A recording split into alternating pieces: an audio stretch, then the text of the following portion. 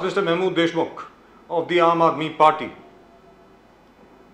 whether or not Mr. Modi has really done anything for the country. Let's ask him. Mahmood Deshmukh साहब नमस्कार. नमस्कार sir, कैसे हैं? महमूद देशमुख जी, आपकी आवाज नहीं आ रही है, जरा बोलिए कुछ. महमूद देशमुख साहब, आपको आवाज आ रही है मेरी? I don't think Mr. Mahmood Deshmukh can hear me. He can't hear me. Can somebody check that, please? That'd be nice. You did say he was connected. Thank you so much that you're checking. Mr. Mahmood Deshmukh of the Aam Aadmi Party. I think now Mr. Raghav Chadha is very busy with his shadi, with his wedding, I think. Due to take place sometime in September itself, so kind of nice. Yes, everybody has to Love get to married. see. Love to see. This is the first time I've seen a nice-looking young man who's a politician and a very nice-looking young woman who's an actress get married. Now, isn't that lovely? This used to take place in the south. It's now taking place in Delhi. Isn't that lovely? Absolutely lovely. I mean, because most of these guys who were film stars in the south, who used to stand for election, always used to get married to lovely actresses, also from the southern film industry.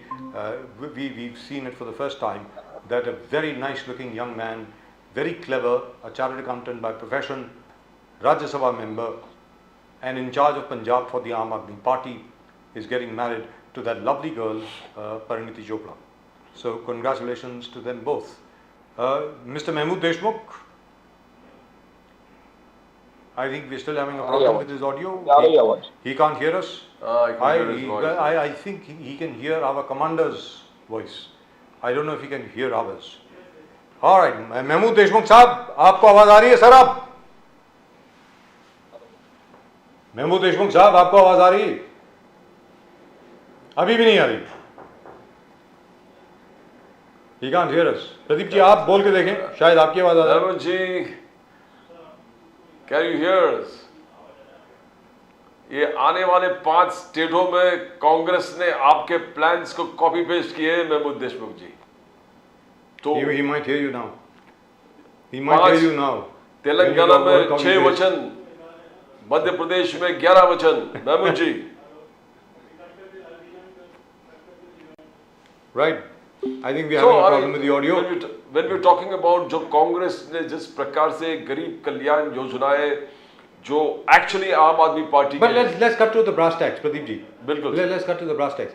Do you think the women's reservation bill, 33% reservation for women, will have an impact on the BJP's chances in the 2024 election? Now let me take you back to 1989. Rajiv Gandhi passed the Panchayati Raj and the Corporation Bill, wherein it became an act wherein 33% reservation was ensured for women in the Panchayat and in the corporation. And the Congress came down from 420 odd seats to just 197 in 1989. Do you think the BJP's fate this time will be somewhat different? There will be a lot of factors. I mean, if you see, Rajiv Gandhi did a lot of things where introduction of various bills, very controversial things. But at the same time, what knocked him off was the Bofors. And the fact that VP Singh left the party. VP Singh left the party. It all started with Bofors. Yes. And Bofors took him down to those depths that it was unbelievable. The person was loud and he was elected, whatever you call it, sympathy wave during Indira Gandhi's assassination. But even in 1989, he came back with the largest number of seats. Bilkul. 197 was the largest number of seats. He was knocked down because of Bofors. Now, yes. Though he did have great vision for the country, he wanted to do great things for the country. He thought that all these things that he did was for the benefit of the country. Rahul Gandhi and the Congress think that Mr. Adani will do the work of Bofors for Mr. Modi. They're trying very much, but you know, they tried with the Rafale deal earlier. Nothing sticks on Mr. Modi. You know, there's nothing to directly link him to any kind of corruption. It doesn't. I think we have Mr. Deshmukh with us now. Mahmood Deshmukh साहब, आपको आवाज आ रही है? जी जी. नमस्कार sir, कैसे हैं sir? नमस्कार sir, बढ़िया sir. Always a pleasure talking to you, sir. बड़ा मजा आता है सर आपके साथ बात करके. महमूद देशमुख जी, विमेन्स रिजर्वेशन बिल, महिला आरक्षण संशोधन जो है वो संशोधन पास हो गया लोकसभा में। आपको क्या लगता है कि भारतीय जनता पार्टी को अब क्या इसके ऊपर बहुमत मिल जाएगा 2024 में? आपकी क्या राय है, जरा बताएं हमारे दर्शकों को। देखिए सर, ये एक जुमला है, जैसे आज तक इन्होंने हर समय हर इलेक्शन के पहले एक जुमला छोड़ा था, ये भी एक जुमला है, महिला आरक्षण भी एक जुमला है। हालांकि हम सभी टीम इंडिया की सभी पार्टियां, आम आदमी पार्टी भी इसका स्वागत करती है महिला आरक्षण का, लेकिन इनकी नीयत पे शक है। अगर वाकई में नरेंद्र मोदी साहब महिला आरक्षण लागू करना चाहते हैं तो 2024 से महिला आरक्षण लागू कर दिया जाए, ये मांग है जी। लेकिन वो कहते हैं कि उसमें क्या है, वो सेंसस करना पड़ेगा और डिलिमिटेशन जाना पड़ेगा वगैरह वगैरह। जी हाँ, मैं वही कहने जा रहा हूं आपसे कि जो सेंसस की जो बात है, तो 2021 में सेंसस होना था। हर 10 साल के बाद में हमारे देश में जनगणना होती है, जो 2021 में होना चाहिए था, वो कोरोना काल की वजह से, कोरोना की वजह से वो नहीं हो पाया। अब जो सेंसस होगा वो 2010 साल के बाद मतलब 2031 में होगा, और सेंसस करने में 2 साल 3 साल निकल जाएंगे। उसके बाद में डिलिमिटेशन की बात आएगी, उसमें 5-6 साल ही निकाल देंगे। इसका मतलब महिला आरक्षण, महिलाओं को जो आरक्षण जो आपने डिक्लेयर किया 33%, वो लागू होने में 2039 आ जाएगा जी, 2039 आ जाएगा। दुरुस्त बात, दुरुस्त बात। लेकिन राहुल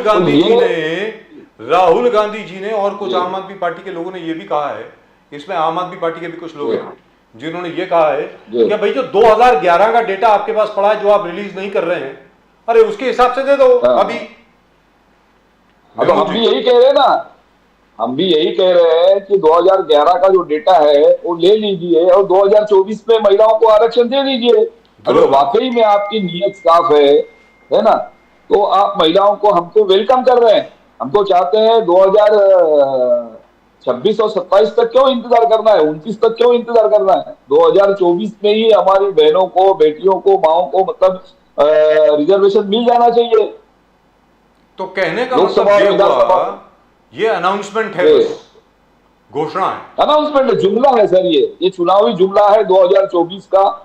ये चाहते हैं, देखिए मैं आपके चैनल के माध्यम से एक बात कहना चाहता हूं कि जब से टीम इंडिया बनी हुई है, इनके पैर के नीचे से जमीन सरक रही है और ये अलग अलग शगुफे छोड़ रहे हैं, और उसी का एक नतीजा है, एक हिस्सा है ये कि इन्होंने अभी मतलब एक महिला आरक्षण बिल लाया हुआ है, बल्कि इनकी नीयत के ऊपर शक है। और आरक्षण बिल को पास करते वक्त भारतीय जनता पार्टी के वोटर्स में एक बड़ा प्रमुख चेहरा भी था, आदरणीय सम्मानीय ब्रिजभूषण जी भी थे उसमें, जिन्होंने महिला आरक्षण के लिए वोट दिया है। आप समझ सकते हैं कि महिलाओं के प्रति उनके विचार कैसे हैं, उनका रिकॉर्ड क्या रहा है। मैं वही कहना चाहता हूं, इनका चाल और चरित्र है ना, चाल अलग है, चरित्र अलग है, दिखावा कुछ और है। लेकिन यहां पर एक चीज है, स्पष्ट रूप से कहता हूं जी जी जी सर जी, यहां पर एक चीज है, महिलाओं के प्रति, बोलिए सर, आप कंप्लीट करें। इनके मन में कभी भी मतलब वो आदर की भावना नहीं रही है। आप इनका पिछला इतिहास उठाकर देख सकते हैं महमूद देशमुख साहब। तो एक चीज है, एक पार्टी है जिसने अपने एजेंडा को छोड़ा नहीं, वो है आम आदमी पार्टी। कीमतों के ऊपर, गैस सिलेंडर की कीमत को लेकर के, बिजली को लेकर के 200 यूनिट फ्री, पंजाब में 300 यूनिट फ्री, पानी फ्री, उसके अलावा महिलाओं के लिए यात्रा फ्री, उसके अलावा जिसको भी कुछ भी करना हो, जैसे कि पिलग्रिमेज पे जाना हो, 4 धाम की यात्रा करनी हो, अयोध्या जाना हो, गोल्डन टेम्पल जाना हो, 60-65 साल की उम्र के जितने भी, अधेड़ उम्र के जितने भी लोग हैं उनको, उन सब के लिए फ्री। एजुकेशन, मतलब एजुकेशन का जो रिकॉर्ड रहा है आम आदमी पार्टी का और किसी का नहीं रहा है, सीधी सादी बात है, कोई उसके साथ कंपैरिजन ही नहीं है। और मेडिकल यानी मोहल्ला क्लिनिक, इन सब चीजों के ऊपर बिल्कुल अटल रही है आम आदमी पार्टी, हिली नहीं, मानना पड़ेगा। तो आपको क्या लगता है कि क्या ये सब चीजें जो हैं, ये सब मुद्दे जो हैं, वो ज्यादा कारगर होंगे 2024 के चुनाव के लिए, या जो कुछ अभी बीजेपी कर रही है वो होंगे? महमूद जी। नहीं, बेशक देखिए देखिए विकास का मुद्दा अहम होगा, और मैंने पहले भी कहा है, आपके चैनल के माध्यम से भी कहा है, अभी फिर मैं एक बार कहना चाहता हूं आपके चैनल के माध्यम से कि आम आदमी पार्टी के जो राष्ट्रीय नेता संयोजक है हमारे आदरणीय अरविंद केजरीवाल जी, जो उनका जो मैनिफेस्टो है वही मैं समझता हूं कि टीम इंडिया का भी मैनिफेस्टो वही होगा, और उसी के बलबूते पे हम लोग सत्ता में आने वाले कल में 2024 में सत्ता में आएंगे। जबरदस्त। प्रदीप जी। तो महमूद देशमुख जी, ये 3-4 दिनों में मोदी साहब ने अपने उपलब्धियों को गिनाया। जब वो पुराने पार्लियामेंट में बोल रहे थे तो बोले कि सबका साथ सबका विकास, ये गूंज उस पार्लियामेंट ने पूरे देश और दुनिया ने सुना है। आर्टिकल 370 एब्रोगेशन पूरे देश और दुनिया देखा, जिस प्रकार से कश्मीर को हमने जोड़ दिया भारत के साथ। वन नेशन वन टैक्स, ये भी बीजेपी का उपलब्धि है, बोले पूरे दुनिया देखा है। वन रैंक वन पेंशन, पूरे दुनिया। 10% रिजर्वेशन फॉर पुअर, पूरे इलेक्शन कैंपेन के माध्यम से इस 2-3 दिन को उपयोग किया है। अपने उपलब्धियों को उन्होंने गिराकर लोगों और देश और पूरे दुनिया को सुनाया। कैसे देखते हो इस चीज को? शहीद हुए और मोदी जी यहाँ पे जश्न मनाने में मशगूल रहे, आपने देखा होगा जी, है ना? ये उनका जवानों के प्रति प्यार है। कश्मीर में 370 हटा, ये जश्न मनाए हैं, G20 का जश्न मनाने में मशगूल हैं। ये हमारे देश के प्रधानमंत्री हैं जो संवेदनहीन है, इनकी संवेदनशीलता खत्म हो चुकी है। दूसरी बात, आपने जो आप इमरजेंसी की बात करते हैं, तो इमरजेंसी के बारे में मैं कहना चाहूँ, ये कहते हैं 1977 में जो इमरजेंसी है वो तो जग जाहिर की दुनिया ने नजदीक से देखा है आंखों से, लेकिन पिछले 9 साल से आज तक जो एक इमरजेंसी जो है वो दिखाई नहीं दे रही है। यहां कौन सा लोकतंत्र बचा हुआ है? सरेआम डिक्टेटरशिप चल रही है, ये भी एक छुपी है इमरजेंसी चालू है। आज आप अपना आवाज, आपको अपनी आवाज उठाने का अधिकार नहीं है, आपको मोर्चा निकालने का अधिकार नहीं है, धरना देने का अधिकार नहीं है ना? ये मराठा आरक्षण के ऊपर आपने देखा होगा, लोगों ने मतलब धरना देने की कोशिश की तो उनको लाठीचार्ज उन पे किया जाता है। तो कौन से लोकतंत्र की बात कर रही है? ये गलतफहमी में जी रहे हैं। ये भले ही अपने मुंह से कुछ भी बोल रहे, लेकिन आने वाले कल में 2024 में इनको ये सब दिखाई देगा। लेकिन जैसा प्रदीप जी बार बार बोलते हैं, महमूद देशमुख साहब, आपका जो मैनिफेस्टो है, केजरीवाल साहब का जो एजेंडा है, और याद रखें, मैं सबको बार बार ये याद दिलाता हूं, ये जो सब लाए हैं ना, 200 unit free, 300 unit free, good, उसके अलावा महिलाओं की सुरक्षा, उसके अलावा महिलाओं को वजीफे, लेकिन कांग्रेस ने तो उसको पूरा कॉपी पेस्ट करके अपना एजेंडा बना लिया। साहब कर्नाटक में जीत गए, मध्य प्रदेश में भी बना लिया है, तेलंगाना में भी बना लिया है। जी बताएं सर। देखिए सर, हाँ, अभी आपने एक बात कही ना कि कांग्रेस ने कॉपी पेस्ट किया है। जी किया है ना? किया। तो हमारे नेता अरविंद केजरीवाल जी का ये कहना यही है कि भाई सभी लोग कॉपी पेस्ट करें, लेकिन करे तो सही। उनका वो ये नहीं कहते हैं कि कोई नहीं करना चाहिए, सिर्फ हम करेंगे। आम आदमी पार्टी के नेता, आम आदमी पार्टी का कहना यह है, सम्माननीय अरविंद केजरीवाल जी का कहना यही है कि भाई हम जो कर रहे हैं वो सभी ने करना चाहिए। हमारा मकसद है इस देश की 140 आबादी को मद्देनजर रखते हुए काम होना चाहिए। फिर वो काम कोई भी करे, कोई भी दल करे। हम तो राजनीति से ऊपर उठ के डेवलपमेंट की बात करते हैं, विकास की बात करते हैं, हम हमारे इस देश की जनता की बात करते हैं। अगर इस देश को नंबर 1 बनाना है, सुपर 1 बनाना है, तो इन योजनाओं के ऊपर अमल करना पड़ेगा। तो फिर कोई भी पार्टी हो, कोई भी दल हो, कोई भी सरकार हो। तो आपके मुताबिक भारतीय जनता पार्टी ये सारे मुद्दे भूल गई है, इसका मतलब ये हुआ? क्योंकि साहब गैस सिलेंडर अभी भी आपने 200 रुपए कम कर दिया, तो गैस सिलेंडर अभी भी 900 रुपए का तो है। अरे 900 रुपए कम थोड़ी होते हैं। कम नहीं होते ना। ये सवाल ऐसा है ना, ये सवाल आने वाले कल में इस सवाल का जवाब जो जनता वोटों के माध्यम से देगी इनको। जी प्रदीप जी। ये तो सरकार जो है, देखिए, ये 140 करोड़ जनता की सरकार नहीं है, ये सिर्फ अदानी और अंबानी की सरकार है। ये तो अपने मित्रों का भला करने के लिए सरकार में बैठे हुए हैं ये। देशमुख जी, आज अमित शाह ने पार्लियामेंट में कहा कि बीजेपी ने हमेशा महिला सशक्तिकरण की बात किया है और महिला को जितने एम्पावरमेंट करना है वो सिर्फ बीजेपी कर रही है, बाकी पार्टी सिर्फ लिप सर्विस कर रहे हैं, सिर्फ जबानी कुछ बोलना, इंप्लीमेंट कुछ नहीं करना। बोले कि जन धन बैंक अकाउंट जब हमने खोले प्रधानमंत्री के स्कीम के माध्यम से 56% अकाउंट्स महिलाओं के थे। अमित शाह जी का कहना 56%। बोले कि आप देखिए, गैस फ्री अगर देने वाली बात है, गरीब महिलाओं को सबसे ज्यादा बेनिफिट जो चूल्हा से हटकर गैस पे आ गया, वो मोदी साहब ने किया। 9 करोड़ घर और मैक्सिमम महिलाओं को इसका बेनिफिट हुआ। बोले कि शौचालय 11 करोड़ शौचालय मोदी साहब ने बनाए। ये 11 करोड़ शौचालय सबसे ज्यादा बेनिफिट हुआ महिलाओं के लिए।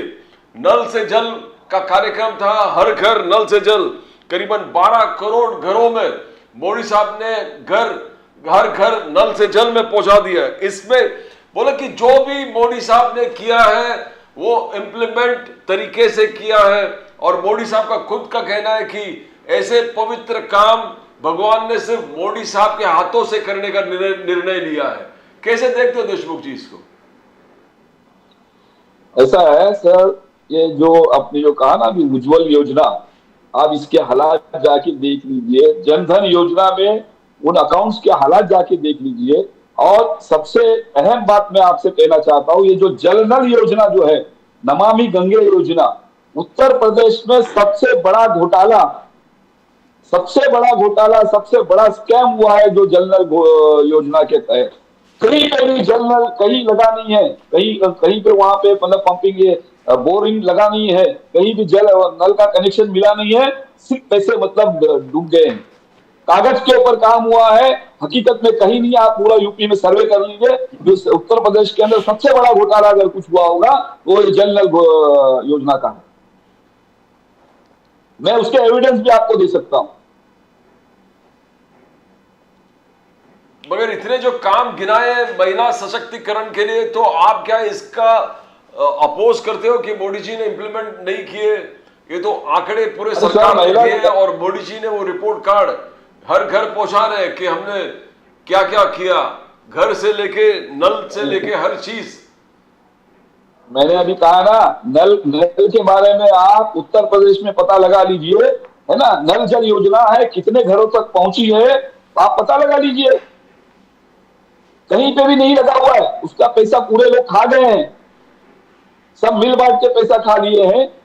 वही हालत जो है वो उज्ज्वल योजना, गैस उज्ज्वल योजना का है। और महिला सशक्तिकरण की जब आप बात करते हैं, अभी आपने बताया ना ब्रजभूषण शरण सिंह का जो किस्सा है ना, जिनके ऊपर एक्शन लेने के लिए ये सोच रहे थे, उन्होंने एक्शन नहीं लिया जल्द से। ऐसे कई किस्से हैं इनके, महिलाओं के बारे में इनको बोलने का अधिकार क्या है?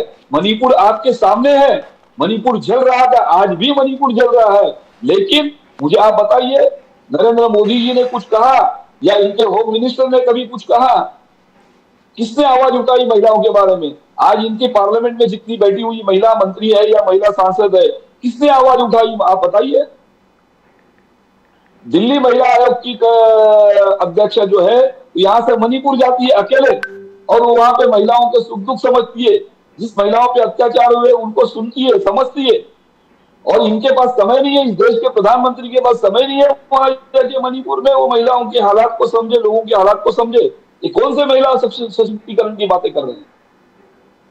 ये सिर्फ आपको मैं बताना चाहता हूं प्रदीप जी, इस देश के अंदर देखिए 43 करोड़ महिला वोटर्स है ना।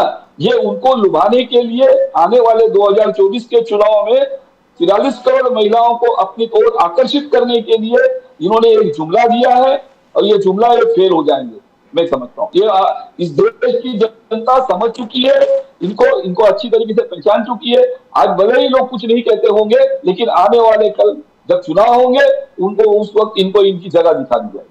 लेकिन मैं आपसे जानना चाहता हूँ महमूद देशमुख साहब, कि जब पिछली मर्तबा दिल्ली में चुनाव हुए थे उस वक्त जी जो पूरा मीडिया है वो बड़ा जोर शोर से कह रहा था, चिल्ला चिल्ला के कह रहे थे इस बार तो अरविंद केजरीवाल की विकेट गई, खत्म हो गए। इनफैक्ट क्या है कि वो बीजेपी नंबर 1 पर होगी, कांग्रेस नंबर 2 पर होगी और हो सकता है कि आम आदमी पार्टी शायद नंबर 3 पर आए। ऐसी बात हो रही थी। हम लोग अकेले थे जो बोल रहे थे यार क्या बात कर रहे हो, 60 सीट्स के तो ऊपर आएगी आएगी, आम आदमी पार्टी को कोई हरा नहीं सकता है, छोड़िए दिल्ली के अंदर क्या बात कर रहे हैं। और उसके बाद तो आप लोगों ने एमसीडी भी जीत ली, म्यूनिसिपल कॉर्पोरेशन ऑफ दिल्ली भी जीत लिया और छोड़िए। जी जी लेकिन आज की तारीख में आप लोगों को दिल्ली में काम करने में बहुत डिफिकल्टी हो रही है साहब, क्योंकि जो डेली सर्विसेज बिल उसको एक्ट बना दिया गया है, वो पार्लियामेंट में पास हो गया है, जिसकी वजह से आज की तारीख में जैसे आतिशी मरलेना जी कितनी बार बोल चुकी हैं, सौरभ भारद्वाज साहब कितनी बार बोल चुके हैं, अरविंद जी खुद कितनी बार बात कर चुके हैं, ये तो आखिर में अब आगे होगा क्या भाई। अभी सुप्रीम कोर्ट में ये बात आ ही नहीं रही है, अगले महीने शायद कॉन्स्टिट्यूशनल बेंच के सामने आएगी, 7 जज बेंच के सामने, तो तब तक क्या करेंगे, मतलब वो उसमें तो टाइम लगेगा ना महमूद देशमुख साहब। देखिए सर, ऐसा है, ईमानदार आदमी से सब डरते हैं। अरविंद केजरीवाल जी एक ईमानदार शख्सियत है, एक ईमानदार लीडर है ना। वो किसी चीज की परवाह नहीं करते।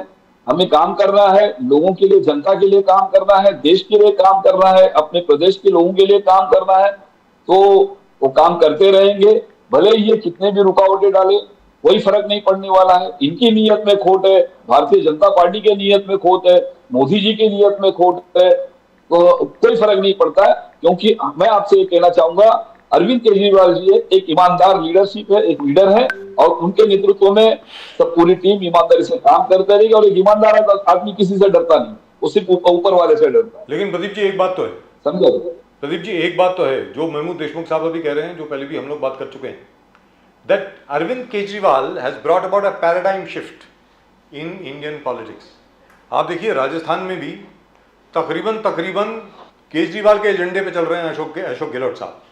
जो वादे किए गए हैं इधर अपने मध्य प्रदेश में कांग्रेस द्वारा, वो भी तकरीबन केजरीवाल जी के एजेंडे पर किए गए हैं। छत्तीसगढ़ में जो कुछ दिया जा रहा है वो एक छोटा मोटा वो बीजेपी की तरफ से, बाकी अरविंद केजरीवाल का है। कर्नाटक में तो टोटली अरविंद केजरीवाल यानी आम आदमी पार्टी का एजेंडा था।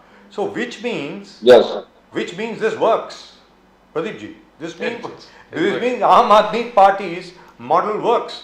Only problem is only Arvind Kejriwal has the ability, इतना सब देने के बाद भी सरप्लस बजट प्रोड्यूस करना।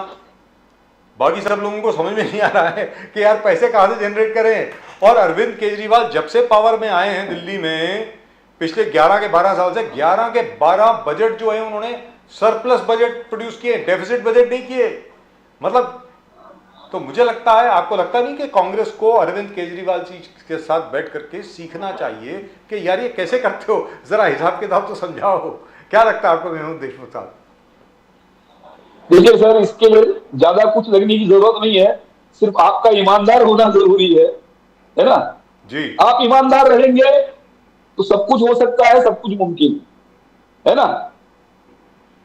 और तो और छोड़िए पंजाब में भी आज और तो और छोड़िए पंजाब में जहां पर लोग मानते नहीं थे, सब लोग बोलते थे ये नहीं हो सकता, ये जो 300 यूनिट फ्री दिए हैं, उसके अलावा किसानों के लिए न जाने क्या कुछ दिया है, उसके अलावा और तो और छोड़िए पूरा का पूरा एक नई समिति बनाई है किसानों के लिए, और स्कूल्स बन रहे हैं, मोहल्ला क्लिनिक्स बन रहे हैं। मतलब उस वक्त हर एक को ये कह रहा था कि पंजाब में ये हो नहीं सकता, अरे करके दिखा दिया भाई, मानना पड़ेगा, कोई दो राय नहीं है इसमें।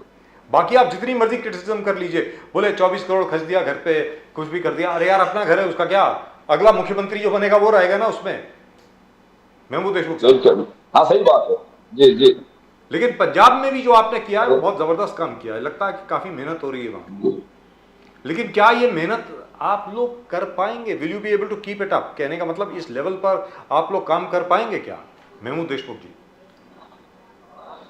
जी सॉरी, मैंने ये कहा कि जैसे दिल्ली में आपने काम किया, जिस प्रकार आप लोगों ने पंजाब में काम कर रहे हैं, क्या इस तरह का काम हर स्टेट में कर पाएंगे? देखिए कोशिश जारी है, जहां पे भी जनता अब आपने एक तो बता दिया, ये कॉपी पेस्ट कर रहे हैं, ये तो मानते हैं ओरिजिनल जो है ना, ओरिजिनल मैनिफेस्टो जो है ये आम आदमी पार्टी का है, सम्माननीय अरविंद केजरीवाल जी का है, और सभी पार्टियां इसको कॉपी कर रही हैं, कॉपी पेस्ट करके अपने अपने जो स्टेट में इम्प्लीमेंट कर रही हैं। तो भाई वो तो आखिर में डेवलप। महमूद जी, आज राहुल गांधी जी ने कहा कि पार्लियामेंट में कहा कि पूरे 90 जो सेक्रेटरीज है उसमें से 3 ओबीसी के हैं, ओनली 3। आगे जाके कहा कि ये 3 लोग सिर्फ 5% ऑफ बजट कंट्रोल करते हैं पूरे देश का, और ये ओबीसी की तरह अन्याय है मोदी सरकार का। मगर एक चीज यह है, मगर मोदी साहब, अमित शाह जी ने पूरे पार्लियामेंट को सुना दिया कि 85 एमपीज जो बीजेपी के हैं उनके टोटल में वो ओबीसी है, हाईएस्ट है, हाईएस्ट है, 29%, हाईएस्ट है। 29%। तो उनका आगे जाकर 37% तक आगे बोल रहा था। तो ये रिप्रेजेंटेशन जिस प्रकार से है, बोले कि अगर किसी को न्याय दिया है, ओबीसी को न्याय दिया है तो बीजेपी ने दिया है। इस चीज को कैसे, बिकॉज आखिरकार ओबीसी एक बहुत बड़ा सेगमेंट है देशमुख साहब, इसको आप नेगेट नहीं कर सकते। बट बीजेपी का कहना कि सबसे ज्यादा न्याय बीजेपी ने दिया है ओबीसी को। How do you see that? देखिए सर, ऐसा है ना, हम ये नहीं कहेंगे कि हमने मतलब ओबीसी को न्याय दिया, इसका मतलब ऐसा है कि सिर्फ ओबीसी को न्याय मिलना चाहिए, नहीं। आप केंद्र सरकार में बैठे हुए हैं, है ना, आप प्रधानमंत्री है, देश की सत्ता संभाले हुए, आपको तो 140 करोड़ आबादी को साथ में इंसाफ करना चाहिए, उनको न्याय देना चाहिए। आपका नजरिया सबके बारे में एक जैसा होना चाहिए, न कि मतलब ओबीसी के बारे में, एससी के बारे में, या ओपन के बारे में। ये सब बातें नहीं, बेहुदा बातें हैं, ये चीप पब्लिसिटी की बातें आप कर रहे हैं। भाई आपको 140 करोड़ की आबादी के लिए मतलब करना चाहिए आपके लिए, आपको। राइट, महमूद देशमुख साहब, बहुत बहुत धन्यवाद आपका हमारे साथ जुड़ने के लिए। Thank you so much sir, always a pleasure talking to you. Keep up the good work. जी बोलिए सर, बोलिए प्लीज। ऐसा है, देखिए सर, एक बात मैं आपके माध्यम से और कहना चाहता हूं। जैसे जिस तरीके से भी मराठा आरक्षण का इशू उठा है ना, वो लास्ट टाइम एसीबीसी के तहत, है ना, social and educational backward class के हिसाब से मिला था। महाराष्ट्र गवर्नमेंट ने मतलब 16% मतलब मराठा समाज के लिए आरक्षण दिया था। आवाज आ रही है सर? जी बिल्कुल आ रही है। हाँ, और उसी के साथ में 4% माइनॉरिटी के लिए भी आरक्षण का प्रोविजन किया था जी। आज दुर्भाग्य की बात यह है कि माइनॉरिटी के आरक्षण के बारे में कोई आवाज नहीं उठाना चाहता। सभी पार्टियां अपने अपने वोट बैंक के अंदर मस्त हैं। माइनॉरिटी के आरक्षण के बारे में भी आवाज उठनी चाहिए। आप लोगों के, आपके चैनल के माध्यम से ये होना चाहिए कि माइनॉरिटी को जो मतलब सोशल एंड एजुकेशनल जो बैकवर्ड है, इकोनॉमिकल बैकवर्ड क्लास है, जो सोशल एंड इकोनॉमिकल बैकवर्ड और एजुकेशनल बैकवर्ड, जो आर्टिकल 15 एंड आर्टिकल 16 में ये प्रोविजन है, जो सोशल और इकोनॉमिकल बैकवर्ड हैं, एजुकेशनल बैकवर्ड हैं, उनको रिजर्वेशन मिलना चाहिए। गवर्नमेंट इसके ऊपर एक पूरा शो करते हैं सर, इसके ऊपर तो पूरा एक शो होगा। पहले सच्चर कमेटी रिपोर्ट और उसके बाद justice Ranganath Mishra commission report. Ranganathan, yes sir, yes. आप अगर जस्टिस राजेंद्र सच्चर कमेटी का रिपोर्ट अगर आप देखेंगे तो उसमें क्लियर कट ये बताया गया है कि माइनॉरिटी के जो हालात है ना, वो एससी कम्युनिटी से भी बदतर है। जी दुरुस्त बात। एससी कम्युनिटी से भी मतलब बहुत बुरे हालात में माइनॉरिटी है इस देश का। लेकिन माइनॉरिटी की आवाज उठाने वाला कोई नहीं है। लेकिन पार्लियामेंट ने सच्चर कमेटी रिपोर्ट के आधार पर रंगनाथ मिश्रा कमीशन बिठाई और उन्होंने 2010 या 2011 में अपनी रिपोर्ट संसद के पटल पर रखी। उस रिपोर्ट का क्या हुआ आज तक किसी को मालूम नहीं, क्योंकि रिकमेंडेशन ये था कि इतना रिजर्वेशन माइनॉरिटीज को मिलना चाहिए और माइनॉरिटीज में ये जातियां हैं जिनको ये रिजर्वेशन मिलना चाहिए। आज तक उसके बारे में कोई बात नहीं कर रहा। इसके ऊपर एक पूरा शो रखेंगे सर। महमूद देशमुख साहब, थैंक यू सो मच। और आपने ये इशू उठाया यहाँ पे, उसके लिए आपका और भी शुक्रिया। Thank you so much sir. धन्यवाद। नमस्कार सर। जय हिंद, जय महाराष्ट्र, जय हिंद, जय शिव, जय महाराष्ट्र। जल्द से जल्द मिलते हैं सर, इस इशू को उठाइए आप। जी बिल्कुल। वंदे मातरम। वंदे मातरम।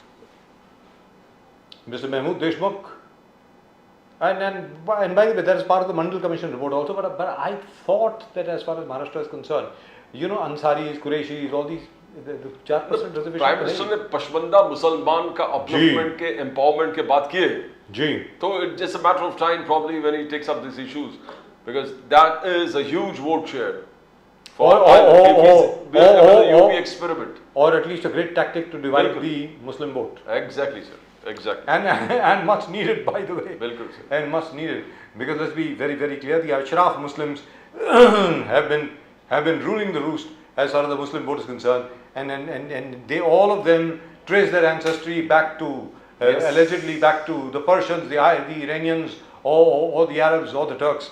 God knows, maybe they should all go back to Iran or to Turkey or to the moon, where they came from. In fact, they can't even go to the moon anymore because we are there on the moon already. And good news again, by the way, tomorrow the Pragyan rover and the Vikram lander is expected to wake up again, because the new day has started on the moon. So the solar cells are being heated up, and there is every possibility that the Vikram lander and the Pragyan rover might wake up tomorrow. Right, and at the moment with us from the Vishwa Hindu Parishad, Sri Raj Nair Sahab.